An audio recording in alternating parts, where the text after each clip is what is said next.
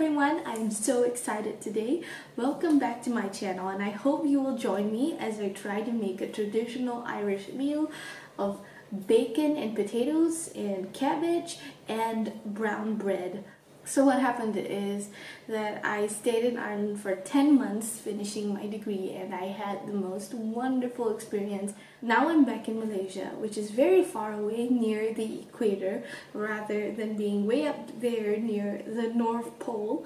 And I want to try and recreate a traditional bacon and cabbage dinner supper with whatever ingredients we have here in Malaysia. So I have tried to recreate the bacon needed for Irish bacon and cabbage. It should be a large piece of meat.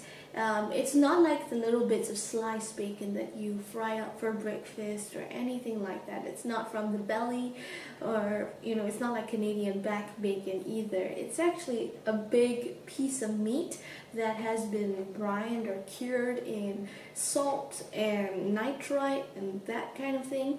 So what I have here is 2 kilos of pork shoulder, and I have brined it in a mixture of Morton Tenderquick and water. So Morton Tenderquick salt contains mostly table salt, but also a little bit of nitrate and a teeny bit of nitrite. And I have brined the fresh meat in this. So for every pound, 454 grams of fresh pork shoulder, I have used 1 tablespoon or 15 ml of Tenderquick. And I've just sprinkled it on, rubbed it on, and then some liquid came out, so I added maybe half a cup of liquid to make it more even. This has been curing in my fridge for about 5 days. And this is what it looks like. So I'm going to be emptying it into my pot and boiling it for supper.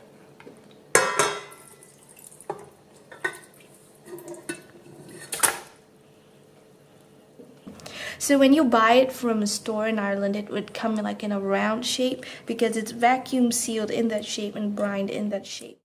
I removed the skin from the bacon and then soaked it in water for about an hour to remove the excess salt. Then I rinsed off that water and filled it with water again about an inch above the bacon.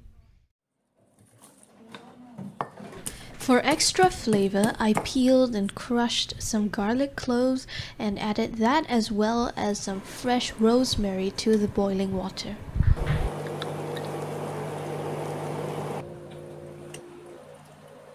The meat is boiled and you could just eat it like this. I think it looks so good. It has a slight pinkish hue and I just want to try a little bit to see how it tastes. It tastes really good. It's exactly like how I remember it. It's tender and just a little bit moist and soft without, being too soft. It still has a little bit of a chew to it. It is just mildly salted. It's not over salty at all because you have boiled it in water and all the excess salt has been removed from the meat. So the meat is just flavorful. Like the flavor of the pork comes through very well. It's not masked by any other flavors at all. At the grocery store, I found 4 different types of potatoes: American russets, Australian reds and whites, and also some unnamed potato that was so cheap, so I had to get those because they were so big, so cheap. I brought them home, rinsed them, and removed any blemishes from the potatoes. I've rinsed the potatoes and I'm just going to pierce them with a fork before we put them in the boiling water.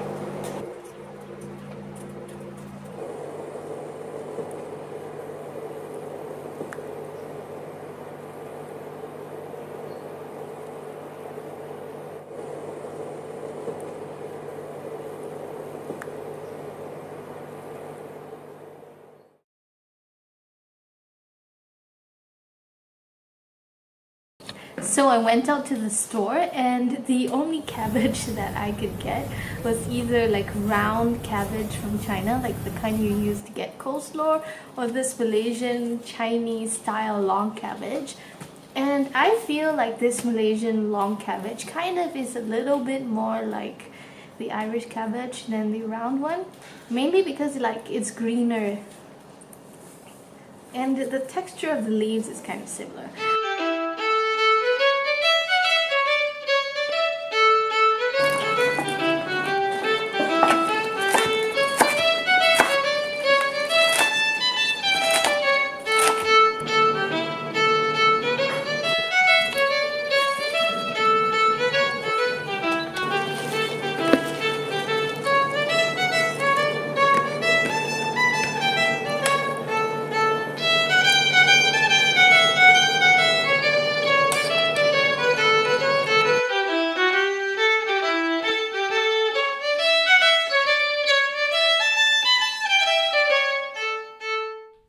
There's an optional step, which is to glaze and roast the bacon in the oven.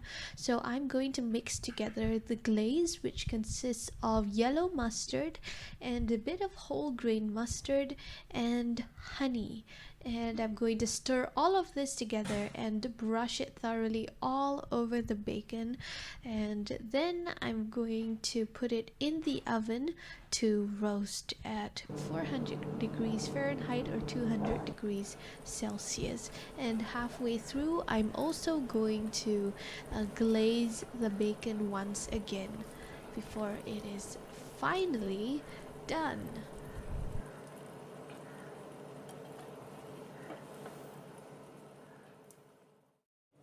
Okay, so I'm going to show you in real time how easy it is to make the brown bread and how you don't need to knead it and you don't need to let it rise for like hours or shape it or anything like that.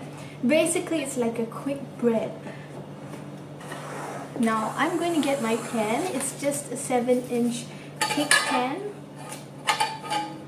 And I'm putting a piece of greaseproof paper inside. Gonna grease it real quick.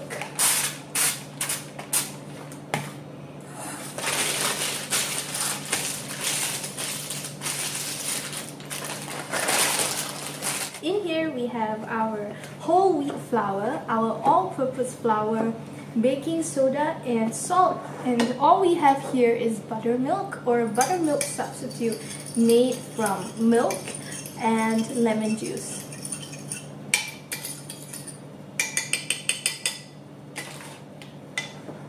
Make a well in the center of your flour mixture and put nearly but not all of the buttermilk inside.